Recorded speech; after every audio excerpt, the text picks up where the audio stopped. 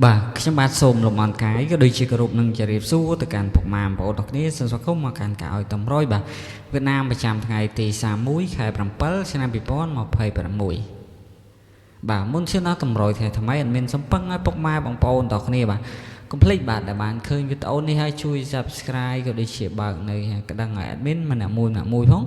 ដើម្បីទទួលបាននៅតម្រុយហេងល្អឈុតប្រចាំថ្ងៃពីខាងchannel YouTube របស់ admin បងប្អូនទាំងគ្នាយល់មក admin ចេះជូនដល់បងប្អូនតម្រុយនេះចេះជូនដល់បងប្អូន free ទេបងប្អូនទាំងគ្នាដោយមិនគិតលុយគិតកាក់ឬគិតអីវាបងប្អូនទាំងគ្នាយល់គឺ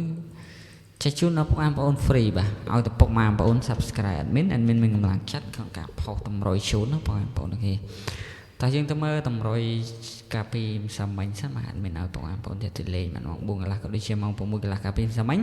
អត់មានអូសរ៉ូក៏ដូចជាអូ8បាទគឺថាយើងចូលអូសរ៉ូពហោបាទហើយត្រេងសរ៉ូវ៉ាន់តាសរ៉ូ6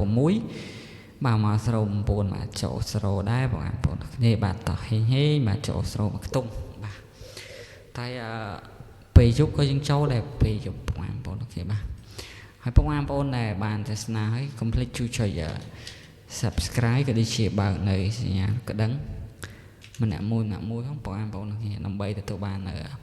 តម្រុយហេងឈុតប្រចាំថ្ងៃពីខាង channel admin ជាបន្តទៀតហ្នឹងបងប្អូនគ្នាយីរុំ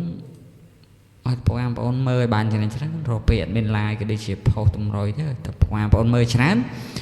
admin មានកម្លាំងចិត្ត post ក៏ដូចជា live ជូនបាទតោះពេលយប់យើងចូល06ចំបាទប៉ុស A បាទហើយចូលអូ8ទេបងប្អូនគ្នាហើយក្របធំអត់មានចូលទេបាទស៊ីមកក្របបងប្អូនគ្នាអើយបាទតោះយើងបានចូល06បាទជប់ហេងខ្លាំងមែនតើបាទចូលចំតែម្ដងបាទ06បងប្អូនគ្នាចំត្រង់ភ្លឹងដោយពុំបាក់គុណគឺចូលត្រង់តែម្ដងតោះការទឹងតតម្រុយយើងមានប៉ុណ្ណឹងយើងទៅមើលនៅតម្រុយថ្ងៃទី31តែម្ដងហើយបងប្អូនឃើញតម្រុយទី31នេះហើយជួយចុច like ក៏ដូចជា subscribe អ្នកមួយផងបងប្អូនគ្នាដើម្បីទទួលបាននៅតម្រុយ